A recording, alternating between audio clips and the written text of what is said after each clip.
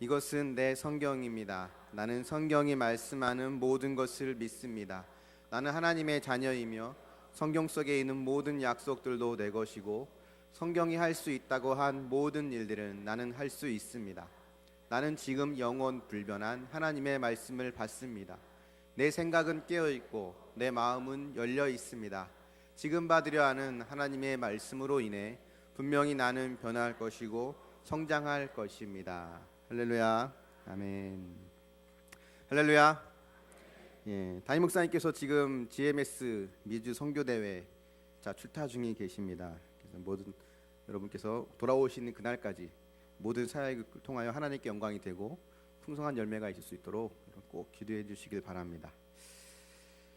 제가 10여 년 동안 석숙에 있으면서 많은 그런 교육자들을 거쳐가는 교육자들을 경험을 했었습니다. 뭐 유학 가신 분도 계시고, 뭐 담임 목사님으로 가신 분도 계시고, 또 뭐 다른 교회로 사역지를 옮기신 분도 계시고 여러 분들이 계셨습니다. 그분들이 항상 교회를 이제 떠나기 전에 소위 이제 저희끼리 이야기하는 고별 설교라는 것을 항상 했었거든요.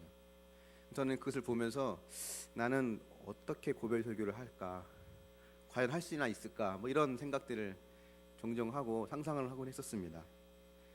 개척을 앞두고 하게 될 줄은 그 당시에는 전혀 상상을 못했던 것은 사실입니다. 자, 그림 하나를 잠깐 보여줄게요. 구글 지도에 나와 있는 사진인데요. 구글 지도에서 이제 나와 있는 빨간 점들이 혹시 뭔지 짐작이 가십니까? 뭐 같은가요?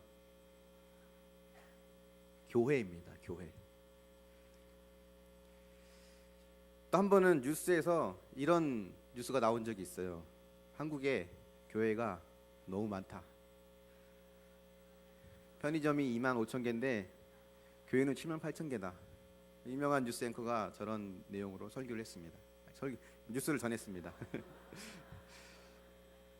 아마 근데 저기 있는 교회는 뭐 미자립 교회들, 교회로 등록하지 못한 뭐 작은 교회들까지 합치면 숫자는 훨씬 더 많을 거라고 생각이 돼요.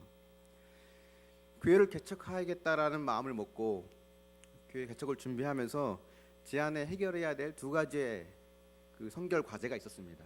그 중에 하나는 뭐냐면 이미 교회가 충분히 많지 않은가였습니다. 여러분들도 그런 생각 해보셨죠? 교회 참 많다. 제가 교회 자리를 얻으려고 다녀보는데 교회 없는 데가 없더라고요. 집사님들이 저에게 늘 얘기하셨거든요. 목사님 꼭 교회 없는 데 가서 하세요. 대한민국에 교회 없는 데가 없더라고요. 그러면서 꼭 교회가 더 필요한가? 또 몇몇 집사님들, 권사님들이 목사님 꼭 개척을 해야 되나요? 꼭 개척하셔야겠어요? 이런 이야기도 저한테 하신 적이 있습니다. 이런 질문들 앞에 제가 묵상을 하면서 내린 결론은 한국은 선교지라는 거였습니다. 제법 많은 교회와 교인들이 있습니다. 하지만 그 숫자에 비하면 복음을 알지 못하는 사람들이 훨씬 더 많다는 것을 알 수 있고요. 교회를 다녔어도 복음과 은혜를 모르고 다니는 사람들 또한 적지 않다는 것을 우리는 부인할 수 없습니다. 많은 사람들이 교회를 떠나고 있다라고 우려 섞인 이야기들을 하죠. 젊은 사람들이 교회를 떠나고 있다. 실제로 어느 통계를 보면 교회를 떠나는 이유가 무엇인가라고 물어봤을 때 약 40%의 사람들이 교인들 때문에 떠난다라고 이야기하고 35%의 사람들이 목회자 때문에 떠난다라고 이야기를 합니다. 14%는 뭐 헌금 내야 되는 것 때문에 돈이 부담돼서 뭐 싫다는 사람도 있고 7%의 사람들은 이 세상에 하나님이 어디 계시냐라고 하는 무신론적인 생각 때문에 안 나오는 떠나는 사람들도 있고 뭐 여러 가지 이유들이 있죠. 하지만 75%의 사람들은 목회자와 교인들 때문에 떠난다는 거예요. 사실 교회에서 목회자와 교인 빼면 남는 게 없거든요. 대부분의 사람들이 교회 때문에 교회를 떠난다는 것을 우리는 알 수 있습니다. 근데 이거를 부정적으로만 보면 참 암담한 현실이라고 볼 수 있지만 이걸 다른 시각으로 보면 지금 많은 사람들이 갈급하게 복음적으로 바로 세워지는 교회, 또 바로 세워져 있는 교인과 목회자를 간절히 찾고 있다는 것을 의미합니다. 많은 학자들이 향후 10년을 한국 교회의 골든 타임이라고도 이야기해요. 저 여러분에게는 우리가 속해 있는 그곳에서 빛과 소금으로서 복음으로 살아가는 삶을 살아가야 될 책임과 사명이 우리에게 있습니다. 아직도 하나님을 알지 못하는 사람들이 너무나 많은 선교지인 국가가 바로 이 한국이고, 그리고 교회 개척이야말로 가장 효과적인 복음 전도고 영혼 구원의 방법이라는 거예요.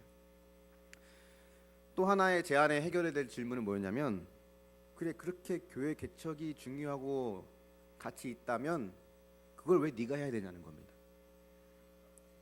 그걸 왜 내가 해야 되나? 저보다 더 좋은 사람, 자격이 있는 사람, 실력이 있는 사람들도 많습니다.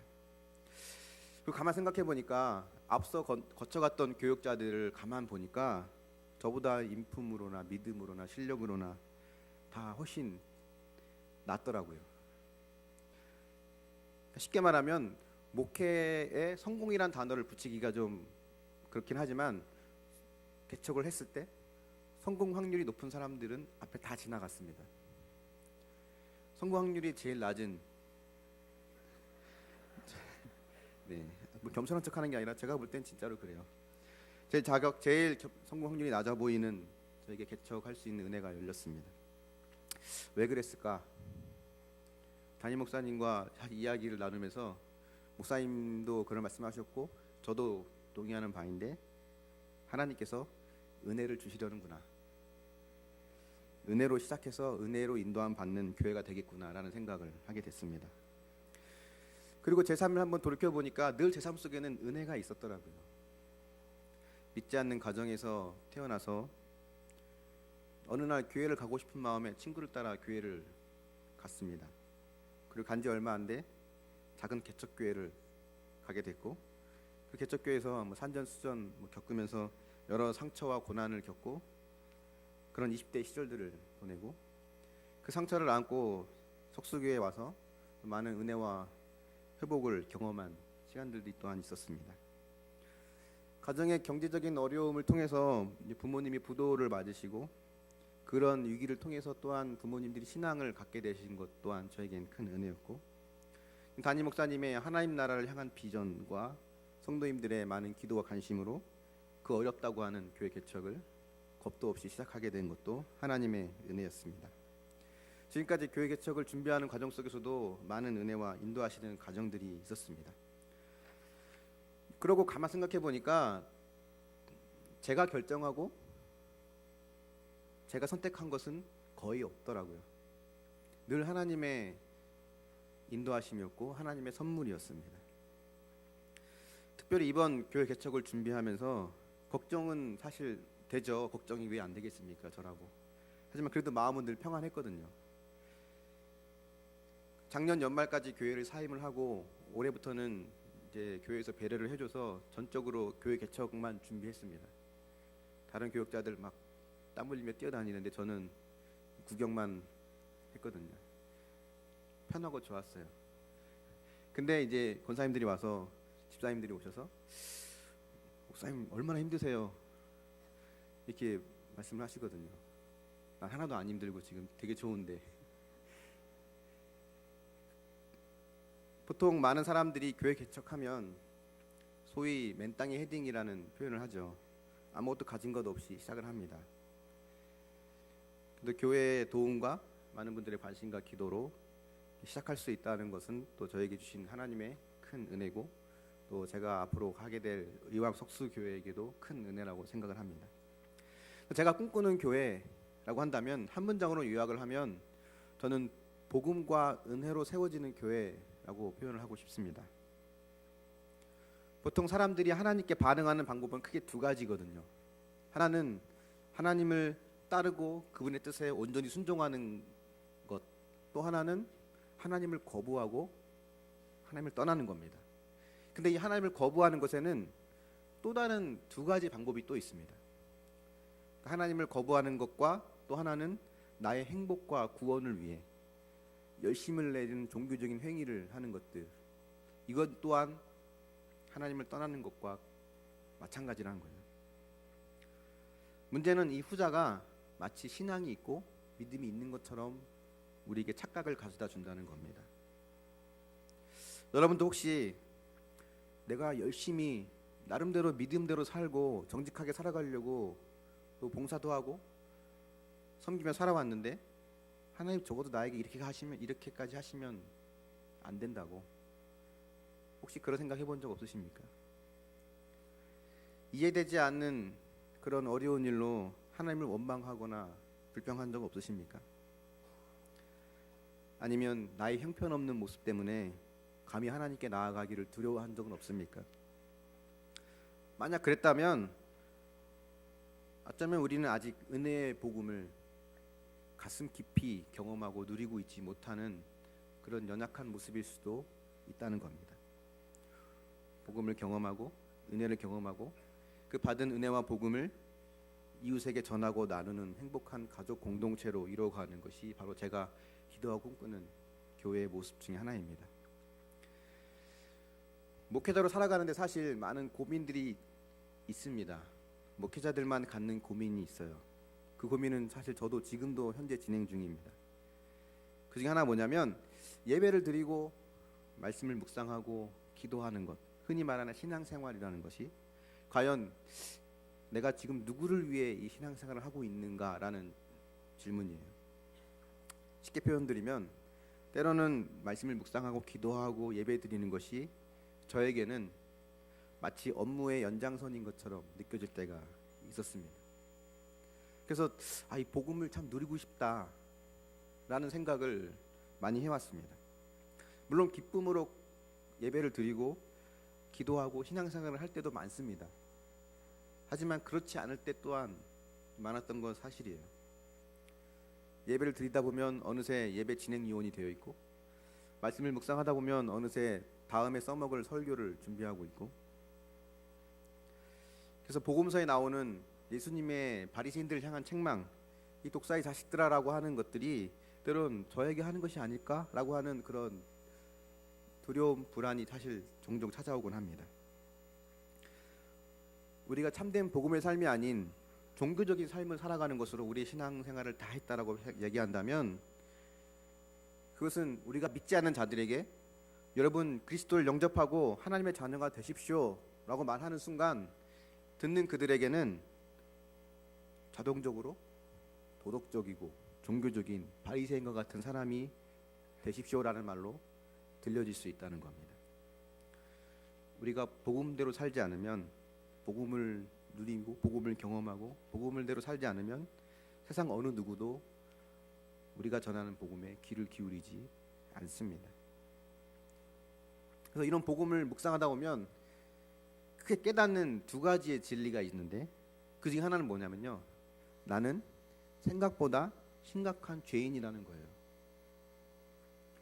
저도 수십 년 교회를 20년 이상 교회를 다니고 술, 담배 안 합니다. 나름대로 정직하게 살려고 노력을 했고요. 가정에서는 나름대로 충실한 남편과 아내가 되려고 노력을 했습니다. 그럼에도 불구하고 복음은 계속해서 저에게 심각한 죄인이라는 것을 신랄하게 보여주고 있습니다. 신앙생활의 제일 위험한 순간이 언제일까? 여러분 언제일 것 같습니까? 신앙생활의 제일 위험한 순간은 그래 이만하면 됐지 라는 생각이 찾아올 때인 것 같아요. 저에게는 참 그런 순간이 많았습니다. 제법 착하다는 얘기 좀 들었거든요. 어릴 때부터 늘 들어왔던 이야기입니다. 좀 착하다, 온유하다, 성실하다 이런 이야기를 들었습니다. 사실 그렇지 않은 모습 또한 많지만 겉으로 비춰지는 모습이 또 그렇기 때문에 그렇죠. 그렇기 때문에 바리새인과 같이 그래 뭐 이만하면 됐지라는 생각이 늘 저의 곁에 맴돌았던 것 같아요. 한 교회에서 10년, 정확히 11년인데 10년 정도 있었으면 그걸로 된 거 아니야? 이런 생각이 저에게 있었을까요? 없었을까요? 늘 있었습니다. 이만하면 됐지 라고 하는 바리새인과 같은 마음의 그런 깊은 죄성을 복음을 계속해서 저에게 그걸 보게 하는 것을 저는 경험했습니다. 그런 복음을 묵상하면서 또다시 깨닫게 되는 또 다른 진리 중에 하나 뭐냐면, 그럼에도 불구하고 하나님은 언제나 내게 은혜를 주셨다는 거예요. 때론 이해할 수 없는 고난과 아픔이 찾아오기도 합니다. 하지만 그것조차도 하나님의 은혜라는 것을 알게 돼요. 그때는 몰랐는데 지나고 보니까 하나님이 맞으셨네, 하나님이 오르셨네, 내가 틀리고 하나님이 맞으셨네라는 생각을 하게 됩니다. 그래서 은혜와 복음은 늘 같이 가게 되어 있습니다. 시간상 다 말씀드릴 수는 없지만 개인적인 많은 어려움의 시간들이 좀 있었습니다. 몇 차례 내치나 양육 때 말씀드리긴 했었는데요. 그런 어려움의 시간들 또한 저에게는 저를 더 성숙한 사람으로 만들어 가기 위한 하나님께서 주신 최고의 선물이었다는 것을 저는 고백하게 됩니다. 저는 이런 복음이 주는 은혜를 누리는 교회를 하고 싶은 소망이 저에게 있습니다. 개척을 해야겠다라는 마음을 먹고 과연 어떤 교회를 하나님께서 원하실까? 정말 많은 교회들이 있고 많은 교역자들이 있는데 똑같은 교회가 하나 더 늘어나는 것이 과연 의미가 있을까? 라는 생각을 하면서 저에게 하나님께 주신 방향은 무엇일까에 대한 고민과 기도를 하게 되었습니다. 그러면서 지금까지 제 삶 속에 인도하신 주님의 그런 과정들을 보면서 하나님께서 이렇게 원하시는구나라는 것을 이제 하나씩 정리를 할 수 있었는데요. 오늘 그것들을 몇 가지 좀 나누려고 합니다. 첫 번째는 개척에 대한 부르심이었습니다. 믿지 않는 부모님 밑에서 이제 착한 아들로 자라던 이 아들이 어느 날 부모님의 그 기대를 저버리고 신학교에 들어가서 좋은 목회자가 되겠다는 꿈을 갖기 시작했습니다. 하지만 들어간 지 곧 얼마 되지 않아서 좀 개척교회 안에서 겪었던 어려움의 사건들과 시간들을 통해서 더 이상 내가 목회를 하지 말아야겠다라는 생각을 갖고 멋지게 자퇴서를 학교에 집어던지고 문을 박차고 나온 적도 있습니다. 그리고는 제 기억으로는 2003년 6월경이었던 것 같아요. 그리고 석수교에 첫 발을 디디게 됐죠. 석수교에 처음 볼 때 그 느낌이 저는 지금도 생생히 기억이 납니다. 들어온 입구에서부터 환하게 맞이해 주시는 그런 안내하시는 분들의 그런 모습들도 굉장히 인상적이었고요. 무엇보다 저는 제가 왔던 그날 담임 목사님의 설교와 본문 제목 내용을 저는 지금도 기억을 합니다. 요한복음 강해 내가 그니이다라는 제목의 설교였거든요. 저에게 딱 맞는, 저에게 주시는 말씀과 같았어요.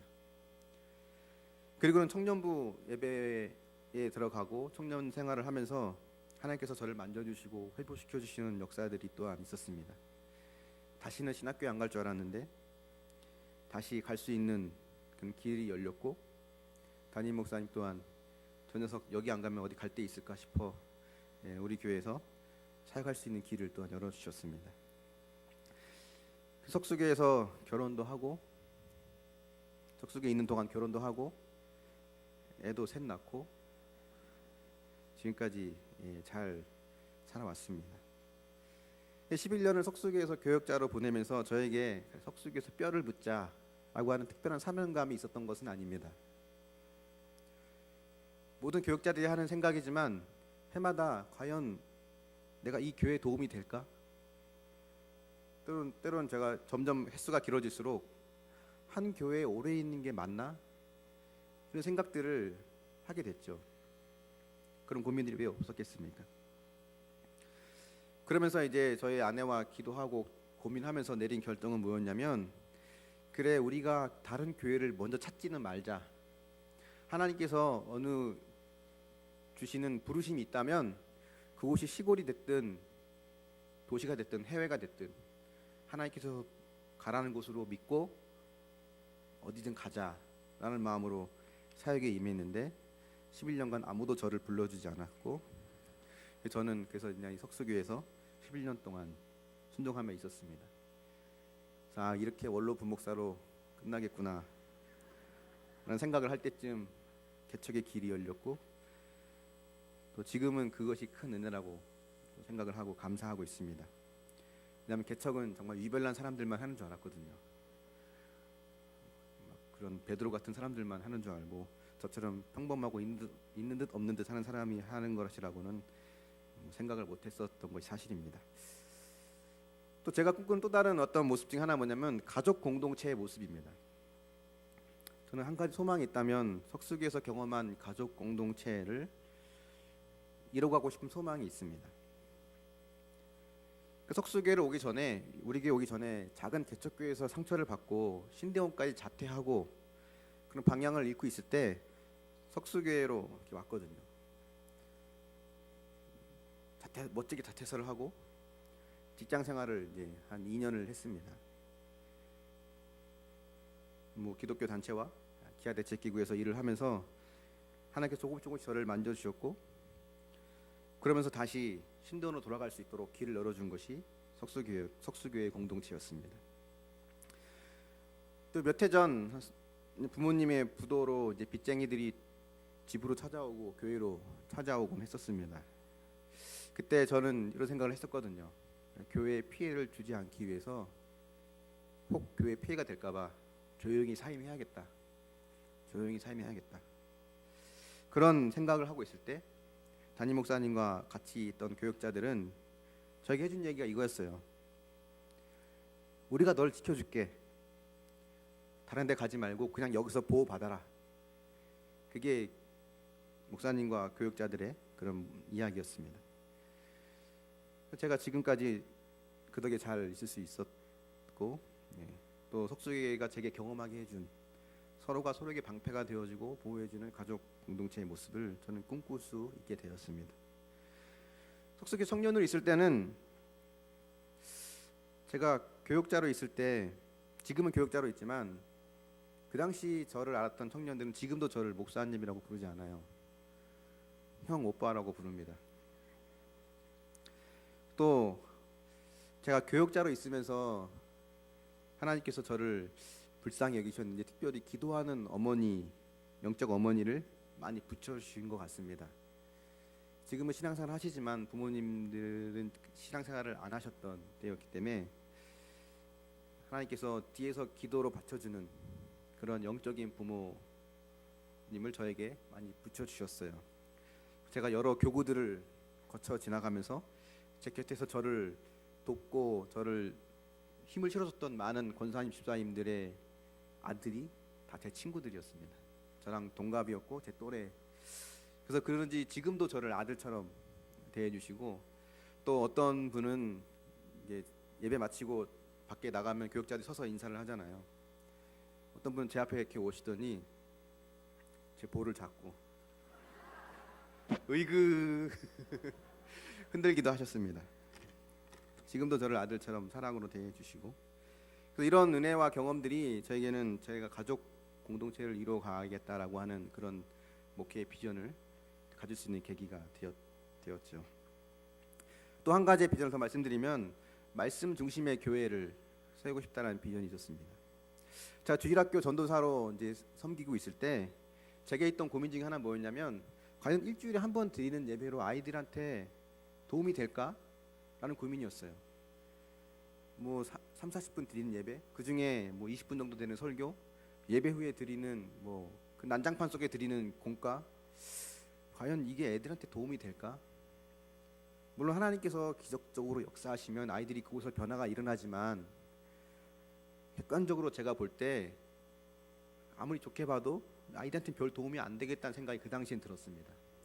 그래서 집에서 아이들과 함께 부모님들이 말씀을 묵상하고 큐티하는 훈련을 하는 것이 참 중요하겠다는 생각에 아이들에게 그런 큐티와 묵상의 훈련을 시키기 시작했고, 저희 가정 또한 그런 큐티와 묵상에 집중하기 시작했습니다.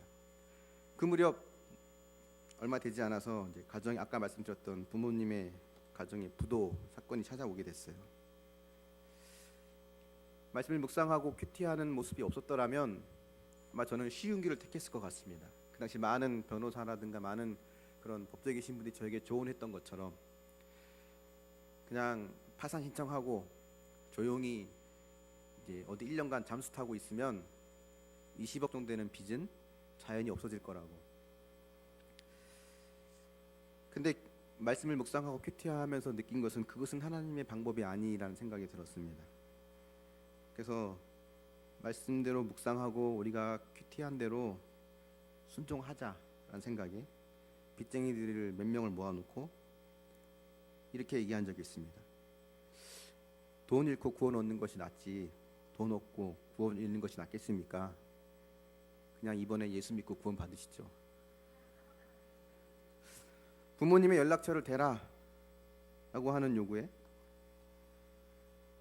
분명히 연락처를 알지만 모르겠는데요, 부모님 연락처는 알아서 하세요 라고 얘기하면 편할 수 있지만 성경에 거짓말 하지 말라고 그랬거든요. 묵상한 대로 살아야죠. 010 하고 번호를 불러드린 적도 있습니다. 부모님이 숨어 계신 곳을 대라. 저는 어디 숨어 계신지 알거든요. 어느 모처에 은닉해 계신 걸 알고 있습니다. 그분과 함께 택시를 타고 부모님 계신 곳에 찾아간 적도 있습니다. 그래서인지 어쨌든 그걸 계기로 부모님은 신앙생활을 하게 되어서 저희 올해 기도 제목이었던 부모님의 구원 문제가 해결이 됐고 그 많던 경제적인 빚 문제도 모두 다 해결이 되었습니다. 갚은 건 아니고요. 받을 분들이 다 포기했습니다. 이런 말씀을 묵상하고 따라가는 삶이 저희 삶 속에 얼마나 중요한지를 깨닫는 이런 경험들 통해서 이것이 저의 목회의 또 다른 중요한 하나의 방향축이 되었습니다. 저는 의왕시 오전동에 교회 자리를 정하고 6월 5일 날 첫 예배를 드릴 계획입니다. 의왕시라는 지역을 조사하다 보니까 굉장히 거룩한 뜻이 있더라고요. 이번에 알았어요. 의왕이라는 지역을 한자로 보면 굉장히 의로운 왕이 있는 도시, 이렇게 거룩한 뜻인지 몰랐습니다. 저는 이 이름 그대로 의로운 왕이신 예수 그리스도께서 통치하시는 그런 도시와 지역이 되기를 기도하고 있습니다. 이 의로운 왕이신 예수님이 주인 되시는 이 의왕 석수교회의 방향은 크게 두 가지입니다. 하나는 말씀이고 하나는 전도예요. 이것을 통해서 복음의 은혜를 깨닫고 또 복음의 은혜에 감사하는 그런 마음으로 예배드리고 순종하고 전도하는 가족 공동체가 되기를 소망하고 있습니다. 곧 있으면 이제 다다음 6월 초가 되면 의왕 지역으로 이사를 하게 됩니다. 저는 그 지역으로 가는 것을 마치 선교지에, 여기서 먼 거리는 아니지만 해외는 아니지만 선교지로 가는 선교사의 마음으로 가야겠다는 생각을 하게 됐어요. 그래서 제일 먼저 이사를 가면 조기 축구에 들어갈 계획입니다. 축구를 잘 못하지만 매일 아침 최소한 22명의 남자들은 만날 수 있을 것 같아요. 축구는 못하지만 음료수를 사서 그들에게 나눠주고 그들의 이야기를 들어주는 것은 할 수 있을 것 같습니다. 복음대로 살고 은혜를 힘입어 살다 보면 하나님께서 또 사역의 길을 열어주시고 또 복음의 길을 열어주실 거라고 분명히 믿습니다. 담임 목사님과 또 모든 교회 가족분들에게 감사를 드립니다. 사실 석수교회 이 정도 되는 우리 교회의 규모에서는 교회가 성장하려면 쉬운 방법이 있어요. 뭐냐면 많은 교회들이 그러하듯이 막대한 예산을 들여 건물을 웅장하고 멋지게 지으면 됩니다. 그러면 사람들이 몰립니다. 건물이 목회하는 건 아니지만 현실이 그렇습니다. 담임 목사님의 고민이 뭐였냐면 그렇게 쉬운 방법을 하게 되면 문제는 뭐냐면 주변에 있는 교회들이 어려워진다는 거예요. 종종 교육자들이 하셨던 말씀이 있거든요. 우리 교회는 지역에 있는 작은 교회들의 공공의 적이 될 수도 있다. 이게 목사님의 그런 종종 하시던 말씀이었어요. 그럴 수 있거든요. 석수교회 때문에 우리 교회가 부흥이 안 된다라고 생각할 수 있거든요. 그래서 약간의 빚진 마음으로 아마 작년에도 60주년 행사 때 쌀을 나눠주고 우리 할 수 있는 부분들을 했던 것 같습니다. 이런 하나님 나라에 대한 목회 철학과 또 많은 분들의 기도와 관심으로 또 다른 교회가 세워질 수 있도록 하시는 것 또한 어떤 그런 은혜를 주신 하나님께 감사드리고 또 같이 기도로 도우신 많은 분들께 감사를 드립니다. 제2의 제3의 분립 개척이 이루어질 수 있도록 여러분 계속해서 기도해 주시고 저희 교회도 지금 목표는 10년 이내에 또 다른 교회를 분립할 수 있는 교회가 되는 것이 목표로 기도하고 있습니다. 다음 주 2부 3부 예배 때 예배 시간 도중에 파송식을 끝으로 이제 6월부터는 의왕 지역에서 예배를 드리기 시작합니다. 35평 되는 작은 공간이지만 저는 딱 우리에게 맞는 공간을 주셨다는 생각이 들어요. 혹 아직까지 고민하고 계신 분이 계시다면 아직 늦지 않았습니다. 작은 교회에서 할 수 있는 가장 큰 힘은요, 제가 생각하고 준비하면서 느낀 거였는데 그냥 빈자리에 앉아주는 것, 빈자리에 있는 것이 가장 큰 힘이더라고요. 할 수 있는 게 없어서 도움이 안 될 것 같아서 걱정 안 하셔도 됩니다. 그냥 그 자리에 있어주는 게 가장 큰 힘이고, 가장 힘든 것은 빈자리가 가장 힘이 드는 것 같아요. 개척교회 하면 많이 바쁘실 것 같아요 라고 걱정하시는 분들도 이야기도 많이 들었습니다. 근데 저는 사실 솔직히 말하면 하나도 안 바쁠까 봐 걱정입니다. 대신방을 해도 하루면 끝나고 뭘 해도 이틀이면 끝나는, 그 다음부터 뭐 하지? 할 거 없으면 어떡하지? 라는 고민이 사실 저에게 있습니다. 기도의 끈을 놓지 않아 주시기를 또 부탁드립니다. 석수교회를 위해서 기도할 때 앞에 의왕자 한 글자 더 붙여서 의왕 석수교회도 같이 기도해 주시면 감사하겠고요. 아들 장가 보내고 딸 시집 보내는 마음으로 관심 가져주시고 기도해 주시길 부탁드립니다.